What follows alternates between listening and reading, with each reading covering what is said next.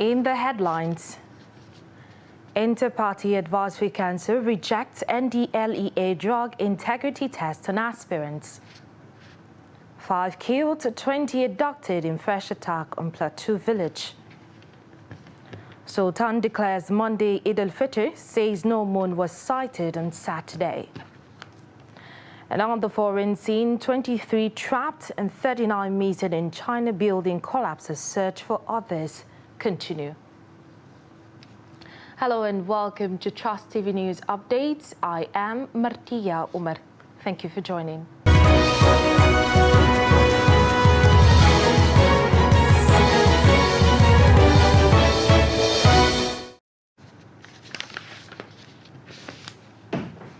Now the news in detail.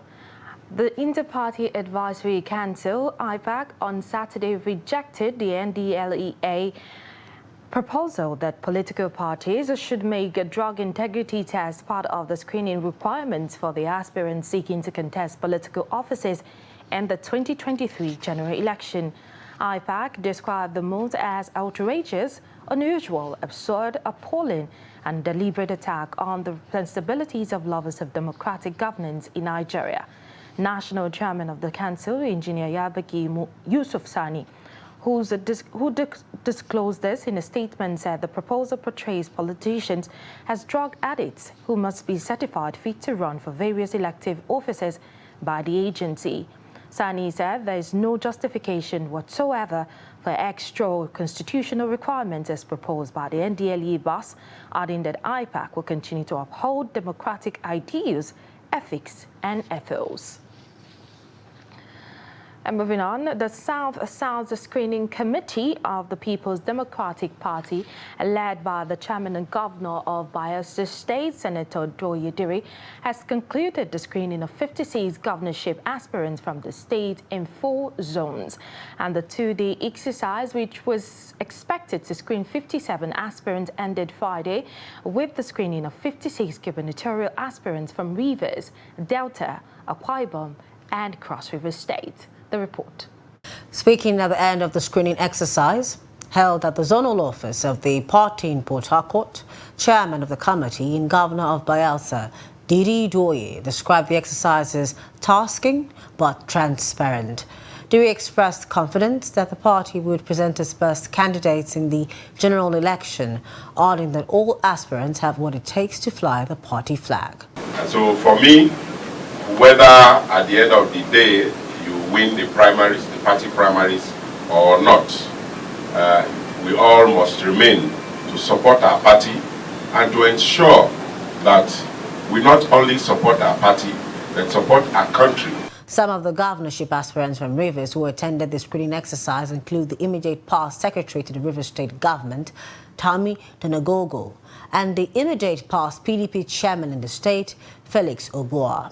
To bridge the gap between the rich and the poor, so at least people will be happy.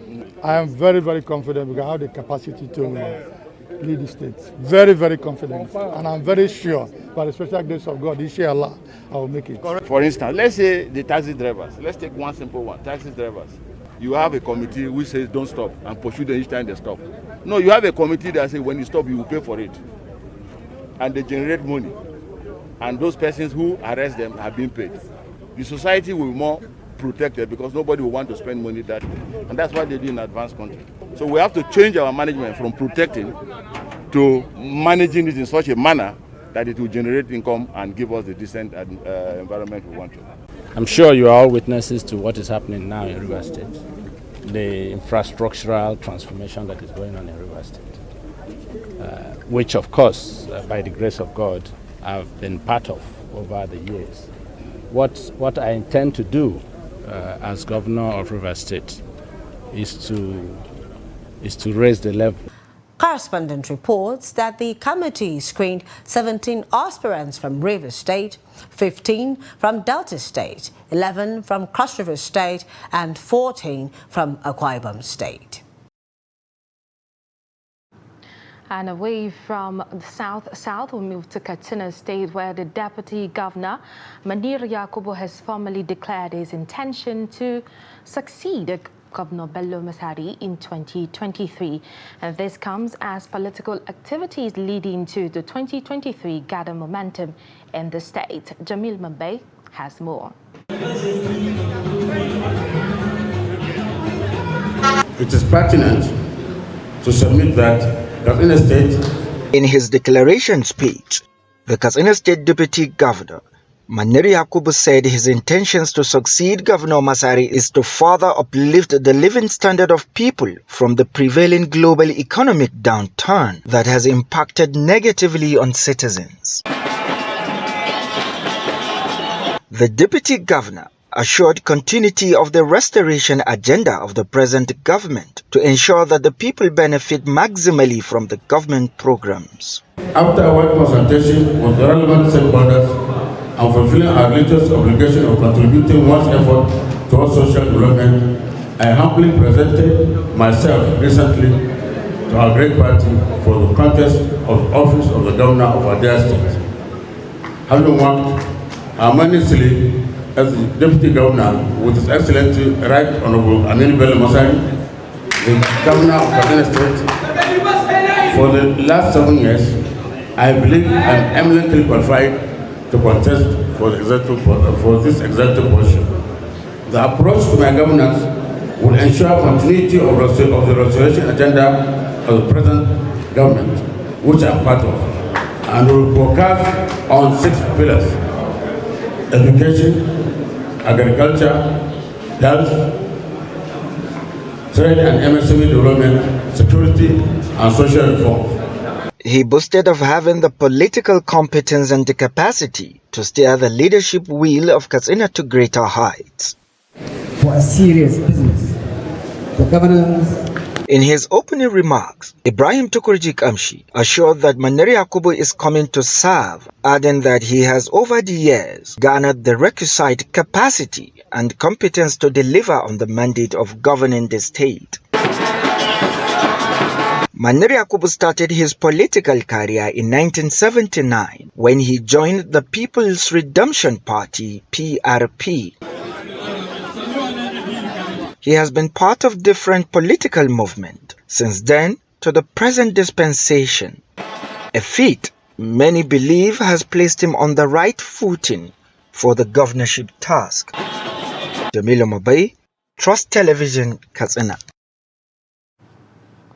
And in a very disturbing development, no fewer than 5 passengers, including a vigilante, were killed along the Sabongari Company Road in Wasi local government area of Plateau State. Daily Trust on Sunday reported that the victims were killed by suspected bandits operating in the area. According to Abdullahi Osman, a resident of Wasi town, the vigilante and 1 other person were ambushed, while the remaining 3 were killed during a stop-and-search operation by the bandits. Osman added that more than 20 passengers were kidnapped in the incident. And the Sultan of Sokoto and President General Nigerian Supreme Council for Islamic Affairs, Alhaji Saad Abubakar, has declared Monday, May 2nd as day for Eid al-Fitr. His declaration was contained in a statement issued to journalists in Sokoto on Saturday night. The Chairman Advisory Committee on Religious Affairs, Sultanate Council Sokoto, Professor Sambo Wali Junaidu Wazir in Sokoto, who spoke on behalf of the Sultan, said that the Advisory Committee on Religious Affairs, in conjunction with the National Moon Sighting Committee, did not receive any report for various moon sighting across the country. And the Federal Airports Authority of Nigeria, FAN, has beefed up security at airports ahead of the Eid al-Fitr celebration. Acting General Manager, Corporate Affairs of Faithful Hope Ibaze disclosed this in a statement issued on Saturday. He added that FAN would ensure seamless facilitation of passengers during the Salah celebration and beyond. The spokesperson said facilities at the airports have been improved upon and are functioning optimally. Travelers were also enjoined to look out for directional signatures for guidance and also abide by all safety and security instructions. And the Federal Capital Territory FCT Police Command has assured Muslim faithful and other residents in the territory of safety during the Salah celebration. This comes amid threats by terrorists to attack important places. In a statement by the spokesperson of the command, DSP Josephine Ade, the Commissioner of Police Babaji Sunday said robust security architecture has already been put in place for the celebration, noting that the operation order is designed to ensure watertight security at all places of worship and their environs. Daily Post reports that the Department of State Services DSS had on Tuesday alerted Nigerians of the plan by terrorists to bomb public places in the country. And still talking security, the security agencies in Nasarawa State have promised to carry out joint patrol in this year's Salah celebration in order to ensure festive period in the state. And State Commissioner of Police Additional Shoyemi stated this while addressing journalists in Lafia. Shoyemi said the joint patrol is intensifying interagency collaboration that will guarantee effective security because of the peculiarity of the period. He warned the mischief makers and criminal elements to have a rethink, as the command has put in place measures to curtail any attempt to breach the peace. And over 6,000 police personnel were expected to be in the field to ensure protection of lives and property in the state during Salah celebration. The defense, even the hunters and all others, we are going to have a joint patrol during this period till the end of the long celebration. We are going to have a long weekend. We are assuring everybody that we are going to be on the neck of all those bad people. The Eid ground will be covered, and all junctions, road within the state, we want to occupy and dominate everywhere. So there won't be any chance for any bad person to come in. These people you are seeing, they are arrested as a result of what we have been doing towards our preparation towards this festivity. We want the good people of Nasarawa State to have peaceful festivity. That's why we have done this one. You're watching the news update on Trust TV. Coming up after the break. Customers disappointed over skyrocketing prices of camels. This and many more shortly. To stay with us.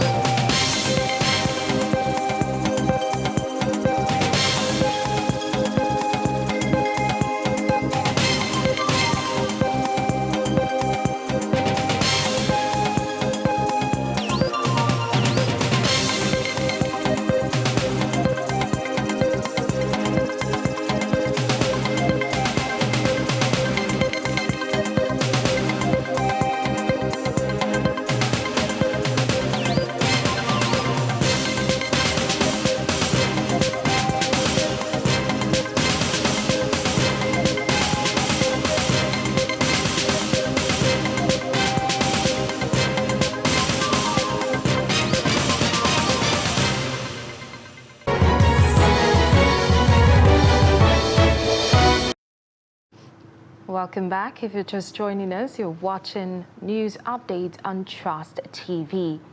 But before we go to the rest of the stories, let's take a look at our headlines again. We told you that Inter-Party Advisory Council rejects NDLEA drug integrity test on aspirants. And 5 people have been killed and 20 abducted in fresh attack on Plateau Village.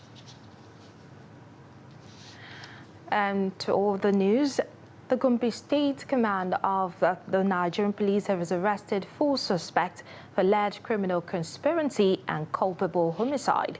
The suspects said to be members of political third group, popularly known as Kalari, were accused of killing personnel of the Nigerian Army.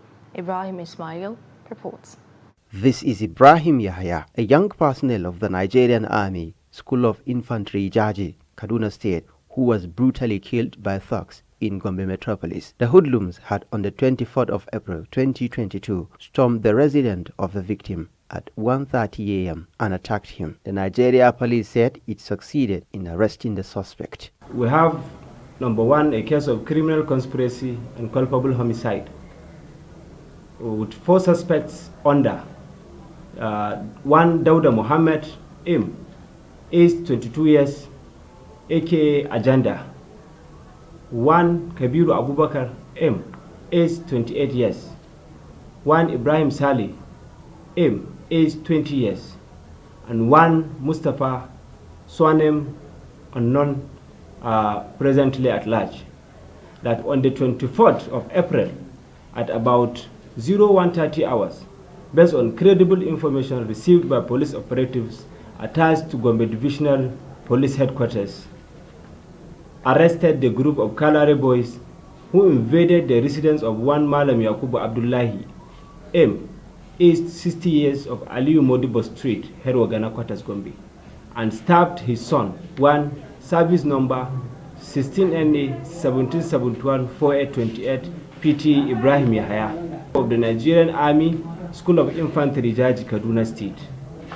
A victim was taken to specialist hospital by the operatives of Gombe State Police Divisional Police Headquarters, where he was confirmed dead by a medical doctor, and the case will soon be charged to court on conclusion of investigation. However, one of the suspects denied any involvement. I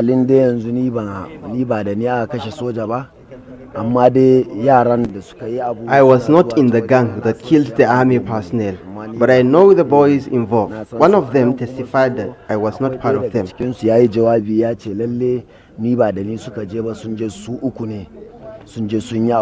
With the recent killing of an army officer by Kalare boys, many residents of Gombe fear a possible resurgence of the political thugs ahead of the 2023 general elections. From Gombe, Ibrahim Ismail, reporting for Trust TV. And as Salah celebration draws near, the demand for livestock such as cows, sheep, goats and camels increase, especially amongst Muslim communities.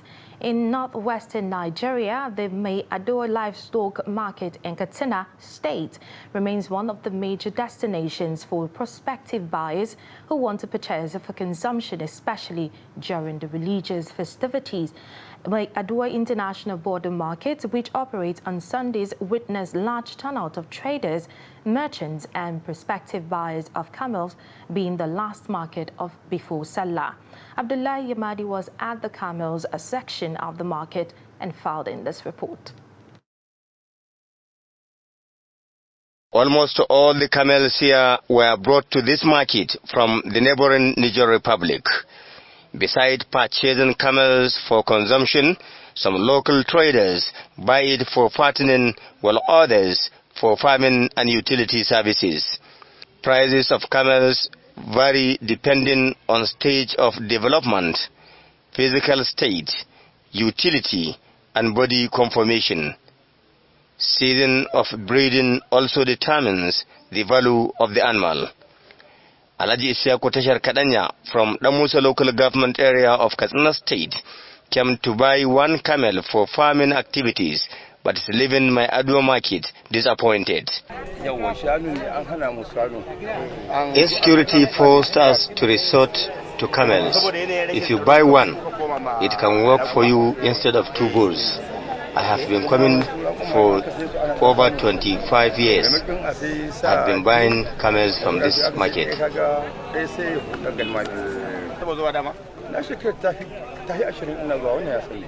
One of the merchants from Damagaram in Niger Republic, who brought in about 25 camels, says the sharp increase in the price of the animals can be blamed on the instability in foreign exchange rate. The issue of exchange rate is our problem. I used to bring camels here, 5, 6, 7, 8, 10. Today I brought 25, but there are no buyers due to exchange rate issue. The camel is one animal that is used and consumed widely in northern Nigeria. It, however, does not enjoy the same acceptance in the south of the country, which means the number of the animal transported there for consumption is insignificant. Nigerian camel traders are feeling the heat as they must pay more to buy less because of the continued depreciation of the naira. In spite of all odds, I have everything in this business. It has given me comfort. I thank God. Experts say urgent steps need to be taken by the Nigerian government to save its currency and businesses from collapsing. Abdullahi Ismayamadi, Trust Television News, Katsina. And the President of Nigeria, Muhammadu Buhari, has said that we were expecting the return of the country's looted artifacts from abroad, including 1,310 Benin bronzes in Germany's public museums. The President said this in the State House in Abuja while receiving the Oba of Benin, Oba Ewara II, accompanied by members of his royal court and the Board of Trustees of the Benin Royal Museum. The report. The monarch was at the presidential villa to thank President Buhari on the recent return of two important Benin bronze to its original place of abode by the University of Cambridge and the University of Aberdeen, both in the United Kingdom, after 125 years. The president, while speaking on the return of the artifacts, said the federal government will continue to vigorously pursue the repatriation of looted artifacts. Nigeria cannot permit these great works to become properties of others. Thus, this administration has made it an important task to ensure the return of these artifacts. In this regard, Nigeria, through the Ministry of Information and Culture, announced at a World Press Conference in October 2019 that the country shall start asserting her rights over all the stolen antiquities of Nigerian origin strewn all over the world, and that Nigeria shall demand for their return. The Oba of Benin informed the president that his royal court has concluded plan with the NCMM to establish an ultra-modern international standard Benin Royal Museum to house the Benin bronze and other artifacts for the purpose of preserving history, tourism and education. May I, at this point, inform Mr. President that we have concluded plans with the NCMM to establish an ultra-modern international standard Benin Royal Museum to house these Benin bronzes and other artifacts for the purpose of preserving our history, tourism, and education. The Benin Royal Museum will be open to the general public for viewing and researchers alike.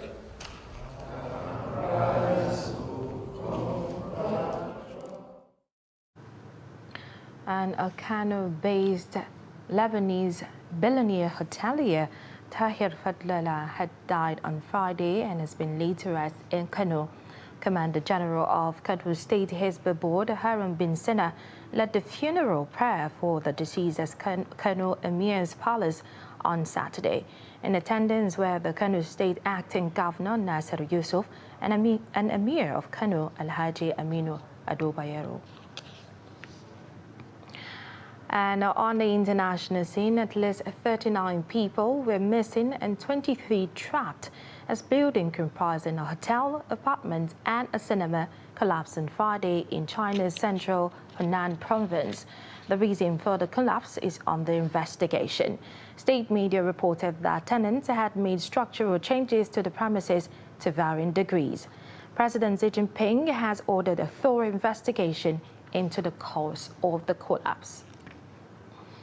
And in sports, three-time world champion Carolina Marin clinched the European Championship title for the sixth time on Saturday, making a triumphant return after a knee injury sidelined her for about 10 months. Marina, who injured the anterior cruciate ligament in her left knee in June last year, was unable to defend her women's singles crown at the Tokyo Olympics. The 28-year-old won 21-10, 21-12 against Christy Guillermo of Scotland in Saturday's final in front of her home crowd in Madrid. Marina, who is now ranked 6th in the world, won the Olympic gold in 2016 at the Rio de Janeiro Games after beating PV Shindu of India. And with that, we've come to the end of the news update at this hour. For more information and updates, you can follow us across all our social media platforms. I am Martia Umar. Thank you for watching.